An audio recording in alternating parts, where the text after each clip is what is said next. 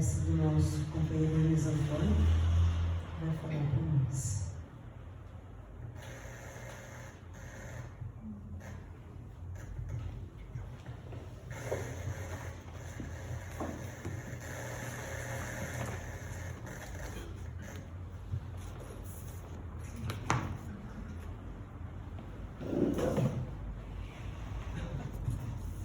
Boa noite a todos, rogando sempre ao Deus da vida para que nos envolva em fluidos de paz. Agradecemos mais uma vez a oportunidade de aqui estarmos, sempre com foco, com objetivo, como meta, como alvo, agregar os conhecimentos que a espiritualidade nos repassa para esse momento tão extraordinário que a nossa humanidade está atravessando. Novos tempos e seus desafios é a proposta que nós recebemos para conversar essa noite com os irmãos. Na verdade, novos tempos sempre vai ter, porque o espírito humano, ele necessita de desafios e ele evolui pelos desafios. Mar calmo nunca formou um marinheiro, estagnação nunca foi processo de evolução de todos nós. Pelo contrário, nos causa dores futuras. Nós estamos sempre num processo de alargamento das nossas potencialidades. O convite que nós estamos recebendo nesse atual momento da humanidade é o convite de nós despertarmos para tudo aquilo que a espiritualidade vem nos mostrando, desde a hora que acordamos até a hora que dormimos, e muitas vezes após o sono eles continuam nos mostrando que estamos vivendo um momento extraordinário nesse planeta. A verdade é que nós estamos sempre lidando com novos desafios, sempre haverá novas descobertas na nossa evolução, mas estamos vivendo neste momento circunstâncias que nunca vivemos antes. É, na verdade, um processo evolutivo da humanidade que nós nunca tivemos antes. Porque todos nós que aqui estamos dentro dessa sala já tivemos desafios, e muitos, em todas as nossas reencarnações, em todas as nossas experiências, mas todos esses desafios que nós tivemos foi no sentido de desenvolver a nossa inteligência. Desde quando nós estivemos aqui usando a inteligência para nos livrarmos dos predadores, também dos desafios que nós tivemos para formar a agricultura, os desafios que nós tivemos para formar uma nova sociedade. Se nós formos analisar a história da humanidade, nós mergulharmos na história da humanidade, nós vamos verificar que nós ficamos mais de 1 milhão de anos na pré-história. E estamos apenas há 10 mil anos na história. Por isso que sempre tivemos desafios, mas todos eles foram voltados para o desenvolvimento da nossa inteligência, da nossa intelectualidade. Quando nós estivemos nos mundos primitivos, aqueles que habitamos o mundo primitivo, tivemos esse estímulo ao desenvolvimento da nossa inteligência. Agora que saímos do mundo primitivo e estamos numa nova etapa, no mundo de provas e de expiações, também estamos sendo estimulados a desenvolver a nossa inteligência. Porém, para passar desse mundo que estamos de provas e de expiações para o degrau acima, que é o mundo de regeneração, nós não passaremos só com os nossos saberes intelectuais. Não bastarão sermos inteligentes. Não basta, em hipótese nenhuma, que nós tenhamos apenas e tão somente o conhecimento, essa capacidade intelectual. Não. Na realidade, nesse mundo primitivo, ou nesse mundo que estamos de provas e de expiações, não houve nenhuma cobrança de nós, a não ser o uso da inteligência. Nós saímos da pré-história, nós entramos na história, tudo isso não se priorizou a parte comportamental. Porém, para transitar desse mundo de provas e de expiações para o mundo de regeneração que nós estamos adentrando, é necessário um novo fator. Por isso que nós temos que interpretar muito bem a parábola do filho pródigo, porque muitos de nós desviamos do caminho e estamos, quando eu falo muitos de nós, é a sociedade, a humanidade em si, desviamos do caminho e estamos apenas gozando a vida, como fez o filho pródigo. Mas é o momento de repensar, da mesma forma que o momento de repensar sobre a parábola do joio e do trigo. Nós estamos convivendo joio e trigo, como a parábola nos diz, e que não é para misturar isso, não é para separar isso, o momento é de misturar mesmo. Porque é o momento de ver quem é joio e quem é trigo.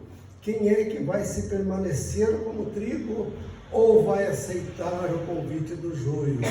Esta é a realidade que nós estamos atravessando. E isso é uma nova etapa da humanidade. Por isso que começam agora, já começou há algum tempo, mas agora vai apertar um pouquinho mais, a exigência das questões morais. No primeiro estágio que nós acabamos de comentar, que é a pré-história, não se pediu nada. Nesse estágio da história em que nós estamos alargando o conhecimento cada vez mais. Lembremos, e quando perguntado a Allan Kardec sobre quais seriam as duas asas que nos fariam ter uma evolução maior, uma percepção maior, uma capacidade maior de entender esse momento que nós estamos transitando, ele escreve nas obras básicas: Espíritas, amai-vos e instruí-vos. O instruí-vos a gente já vem, agora é a vez dos amai-vos. Então, está-nos sendo oferecido neste momento os primeiros desafios morais que nós necessitamos atravessar. E no término dessa etapa, quando nós passarmos para outra etapa, separação do joio e do trigo, aqueles que conseguiram desenvolver a sua capacidade moral estarão nessa nova etapa, e aqueles que não conseguiram desenvolver irão para mundos com outra capacidade, como nós também já estivemos. Eu gostaria de dizer aos irmãos, nosso irmão Paulo agora há pouco falou a respeito dos livros que existem e tal. Um dos livros mais extraordinários que nos mostra como foi esse processo de transição de um mundo para outro e que a Terra está envolvido, é um livro chamado Exilados de Capela, que nos mostra os espíritos que transmigraram da constelação de Cocheiro para a nossa pátria, para o nosso planeta. nas mais diversas partes do mundo na época, Índia, China, Egito, até aqui na região do México, etc.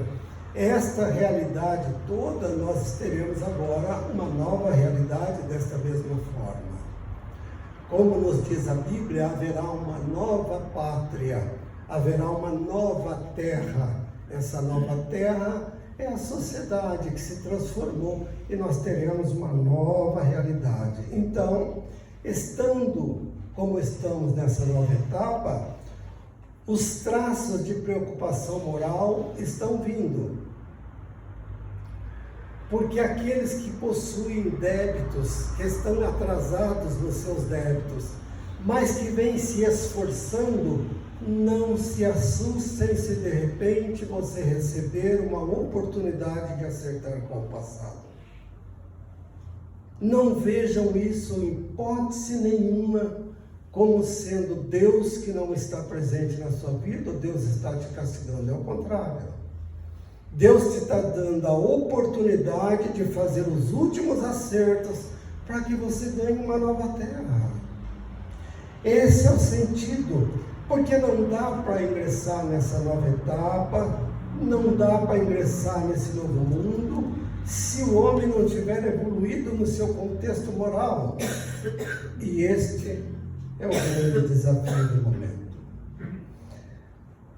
É tempo de ingressar, meus irmãos, numa nova sociedade, onde só a intelectualidade, repito, não será suficiente, mas aqueles que conseguirem evoluir no seu campo moral.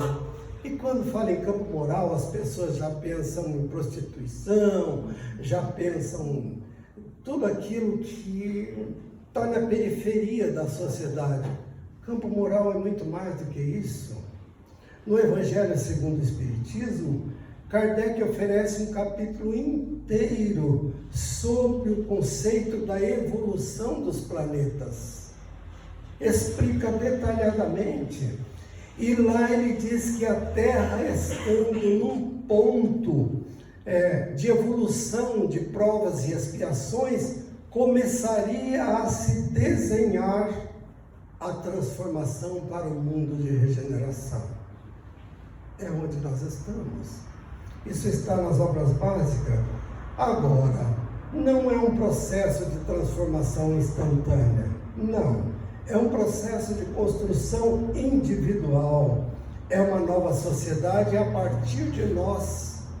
Nós já estamos vendo essa transformação acontecendo. Vídeos de criança de 1 ano e meio, 1 ano e 7 meses no colo da mãe, tocando Mozart no piano. De onde veio esse conhecimento? As crianças índigo, as crianças cristais. Estão aí os nossos filhos deixando a gente de queixo caído. De onde veio isso? Essa realidade é para dizer que nesse momento Santo Agostinho nos dá algumas explicações que nós trouxemos essa noite para refletirmos juntos. Porque no capítulo 3 do Evangelho segundo o Espiritismo, principalmente no item 16, 17 e 18, Santo Agostinho dá 7 características do que seria o mundo de regeneração. E nós trouxemos então alguns comentários em cima disso para nós entendermos esse momento. No parágrafo 1 do item 17, lá no capítulo 3 do Evangelho segundo o Espiritismo, ele explica que as transições acontecem. Etapa 1, mundo primitivo. Etapa 2, mundo de provas e expiações, que é o que nós estamos. Etapa 3, mundo de regeneração, que nós estamos adentrando. E etapa 4, mundos felizes. Esse é o estágio sequencial. Na nossa realidade atual, o mal se sobrepõe ao bem. E neste momento que nós estamos atravessando, os espíritos que estão insistindo em persistir no mal, na manipulação, no egoísmo, na vantagem em relação aos outros, o que é que está acontecendo com eles? eles estão se inscrevendo na lei de causa e efeito e vão retornar. Mas vão retornar no mundo de regeneração? Não. Irão para mundos onde essa inteligência que eles usaram para fazer tudo isso será utilizada para alavancar a evolução daqueles planetas. Joana de Ângeles, através do nosso querido Divaldo Pereira Franco, diz que alguns destes que estão desencarnando atualmente, aqui na nossa pátria, ao desencarnar, não estão ficando nem no psiquismo da Terra, que é para não influenciar aqueles que aqui estão. Já são diretos transladados para uma realidade onde eles ficarão por um período e depois irão para onde se necessita. Eu gostaria de fazer um comentário a respeito dos mundos felizes. Os mundos felizes é esse que vem após essa etapa que nós entramos, que é do mundo de regeneração.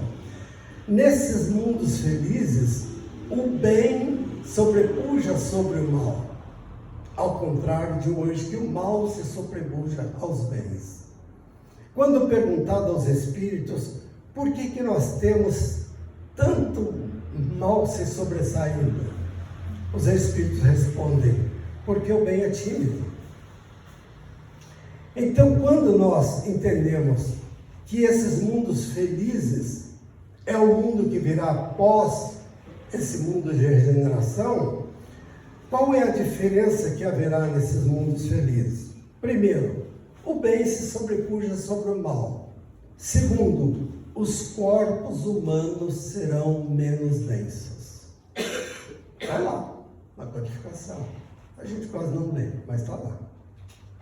Nos mundos felizes, os corpos são menos densos. Então, quando nós vemos hoje as pessoas preocupadas com qualidade de vida, mudando de alopatia para fitoterapia, ou para homeopatia, quando nós vemos as pessoas deixando certos hábitos que ainda estão arraigados em nós, para poder melhorar o seu processo de psiquismo e até de energia, faz parte desse contexto que nós estamos falando agora. É uma outra realidade. Aí alguém pode dizer assim: e o que mais que existe no mundo, nos mundos felizes? E aí vem um pouco mais o aperto para estarmos nesse mundo feliz depois do mundo de regeneração. Por exemplo, lá ninguém esconde o pensamento de ninguém. Por exemplo, aqui a gente diz: eu amo você. Será que ama? Se o outro tivesse a habilidade de saber se você ama ou não, como seria? No mundo de hoje a gente diz: pode comprar meu carro, está em perfeito estado. Será que está? No mundo de hoje a gente diz: pode me emprestar que na semana que vem eu te pago. Será que paga? Mas nos mundos felizes essa relação muda. É outro sentido da palavra. Então, voltando ao mundo de regeneração, que é o mundo que nós vamos adentrar agora, a pergunta é: o que é que impera no mundo de regeneração? O equilíbrio. É a etapa em que nós estamos adentrando ao sentido de nos prepararmos para, sim, um mundo superior. Porque é um mundo de transição. Santo Agostinho disse isso em todos os sentidos, que o mundo de regeneração é um mundo de transição para o mundo dos felizes. Então, nós ainda não teremos uma sociedade perfeita quando a gente está no mundo de regeneração. Não teremos. Por quê? Porque ainda não seremos espíritos superiores. Santo Agostinho nos explica isso etapa a etapa. Ele nos diz que o mundo de regeneração é um mundo de calma, é um mundo de repouso, é a etapa onde nós temos a chance de nos refazermos dessas provas difíceis, dessa etapa sofrida, o mundo de regeneração nós teremos dores? Teremos. No mundo de regeneração nós teremos dificuldades? Teremos. No mundo de regeneração nós temos a mesma vibração de agora? Não teremos. Vamos pegar Buda. Chegaram a Buda e disseram assim: Buda, como nós fazemos para nós nos iluminarmos? Ele falou: carrega água e racha lenha. Carrega água e racha lenha esse é o caminho da iluminação. Aí viraram para ele e falaram: e depois que a gente se iluminar, o que a gente vai fazer? Ele disse: rachar lenha e carregar água. Mas então qual é a diferença? É que hoje você reclama de rachar lenha e carregar água. Quando você se iluminar, você sabe por que você está rachando lenha e carregando água. Então você vai fazer com outro espírito.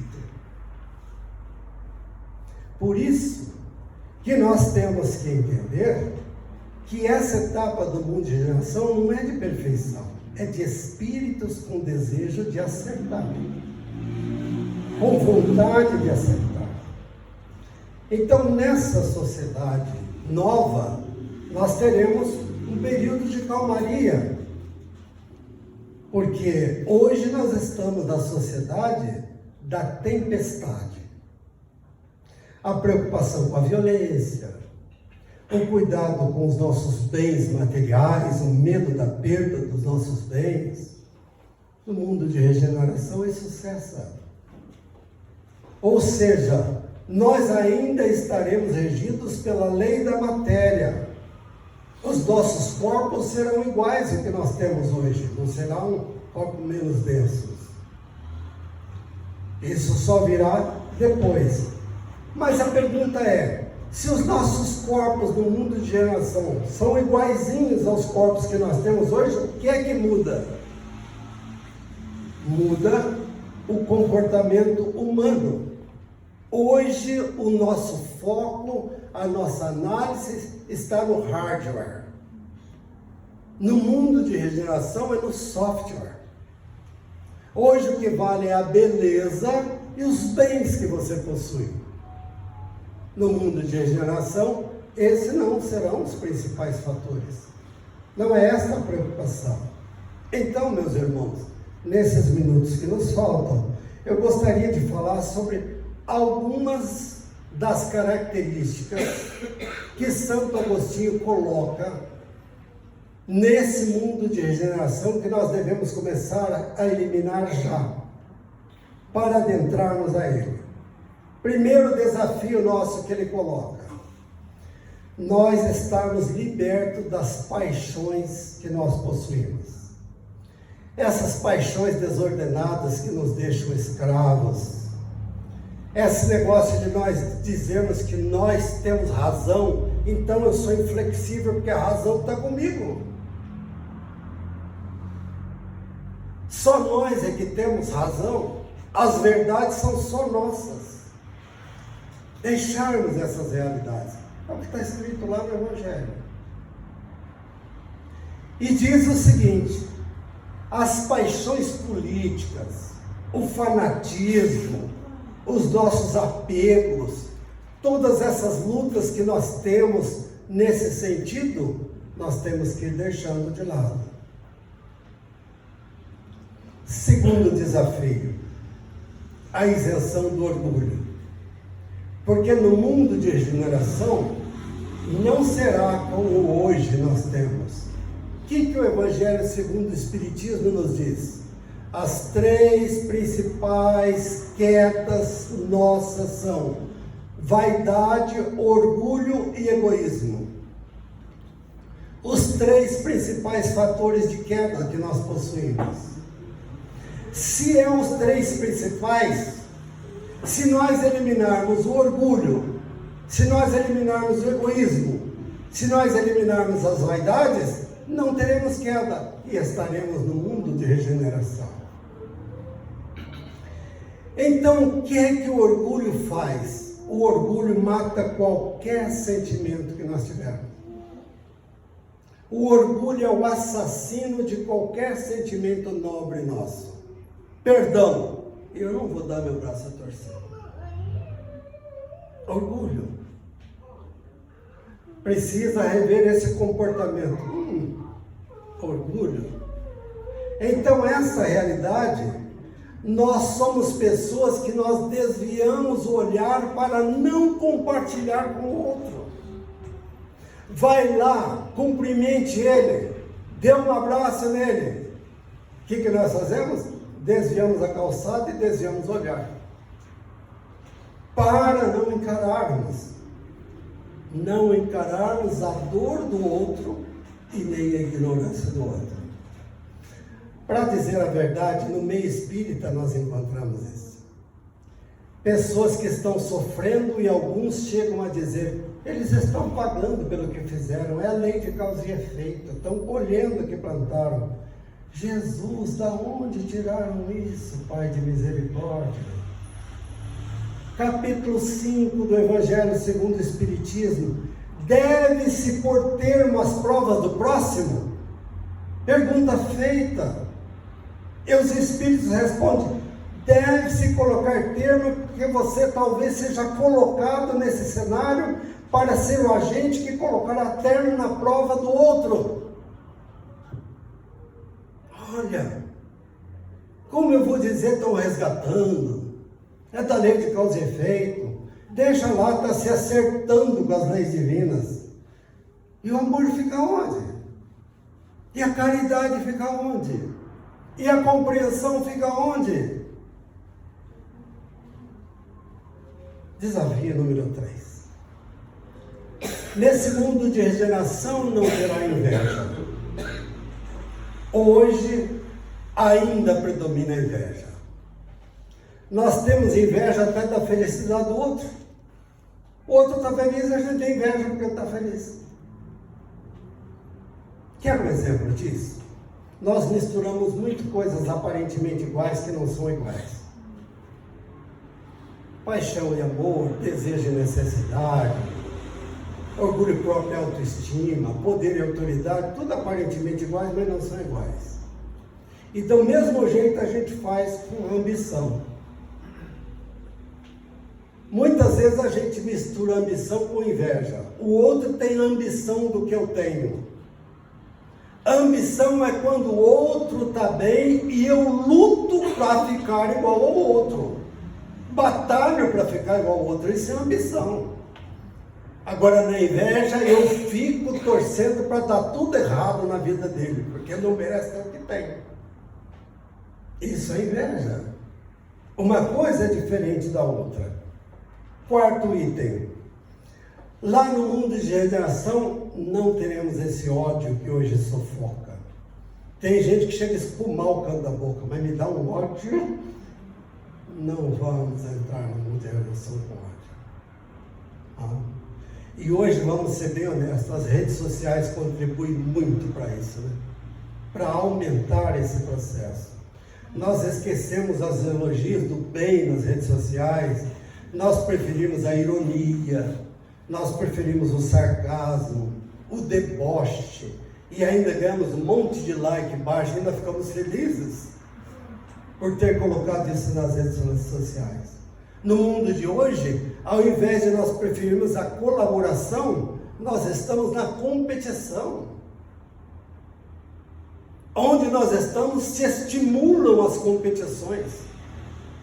E o outro faz tudo que pode para passar por cima do outro, para poder chegar nas metas e outras coisas mais. Quando nós estamos sendo convidados a todos nos unirmos para que essa colaboração atinja. Há um pequeno livrinho que eu tenho certeza que deve ter por aqui, na nossa biblioteca, ou se não, na nossa livraria, chamado Agenda Cristã. André Luiz faz uma observação nesse livrinho, que eu acho muito interessante. Ele diz assim, o ódio começa onde termina a simpatia. O ódio começa onde termina a simpatia. Quinto desafio. No mundo de regeneração haverá predominância do amor. E como eu faço para estar exercendo amor no mundo de geração? Comece no mundo de provas e expansões a uma coisa chamada tolerância. Porque o amor é o antídoto de tudo que nós conversamos anteriormente. Sexto desafio. Diz o Espírito de Santo Agostinho que no mundo de regeneração haverá equidade nas relações sociais. Jesus amado, olha,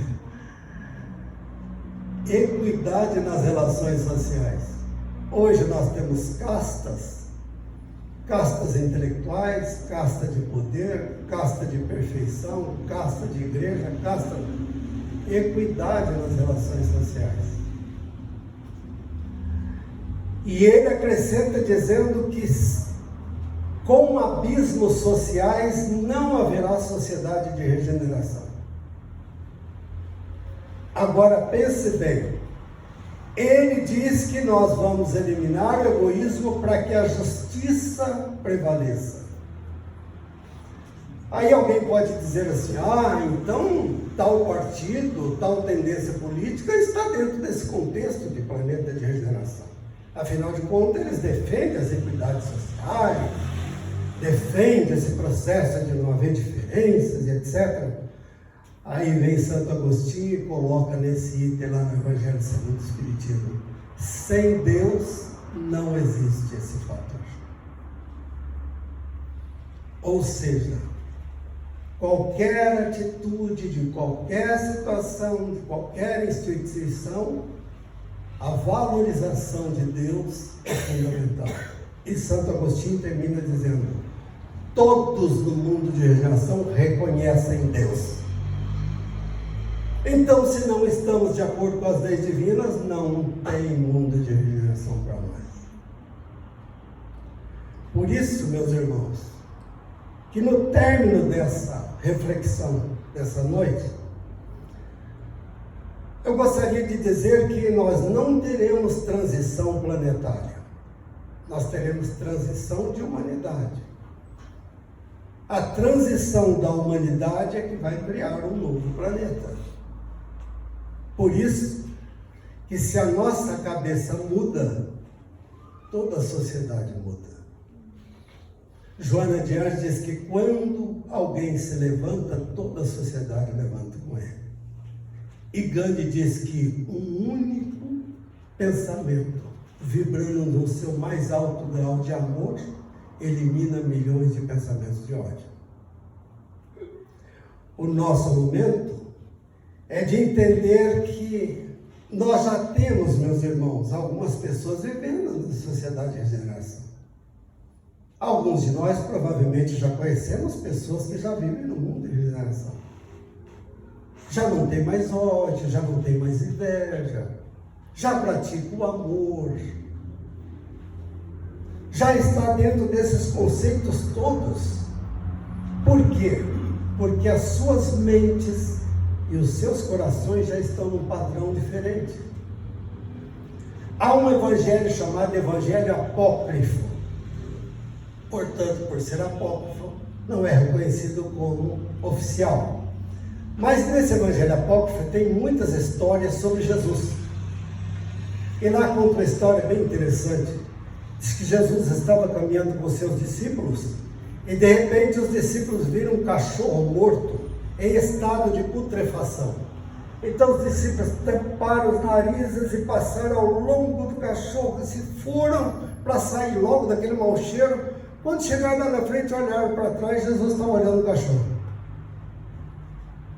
Então o discípulo disse ao outro: o que será que Jesus viu naquela podridão?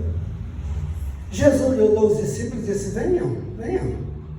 E eles foram lá tampando o nariz. Jesus olhou e disse assim: veja que bela dentadura tinha esse cão. Enquanto nós só vemos o mal do outro, só vemos o defeito do outro, Jesus está nos convidando a ver o que ele tem de bom também. Esse é o convite dessa noite. Então, meus irmãos, cada pessoa que se reprogramar, cada pessoa que mudar os seus hábitos, estão se candidatando a esses desafios vencidos e entrar no mundo de regeneração. Lembrando sempre que Jesus é o grande farol, é o modelo e guia da humanidade, e que Jesus nos pede que cada um de nós sejamos um pequeno farol, no lugar onde trabalhamos, na sociedade onde vivemos, na família que Ele nos colocou. Como diz Joana de Anjos, floresça onde Deus te colocou. Por isso que cada um de nós estamos sendo convidados a ser um pequeno farol. Para concluir, eu gostaria de lembrar que a nossa pátria, o Brasil, tem um anjo guardião, tem um espírito que é responsável por todo o nosso território e por todos nós dessa pátria chamada Brasil. Esse espírito é Ismael, a quem Jesus chamou e perguntou se ele queria esse desafio.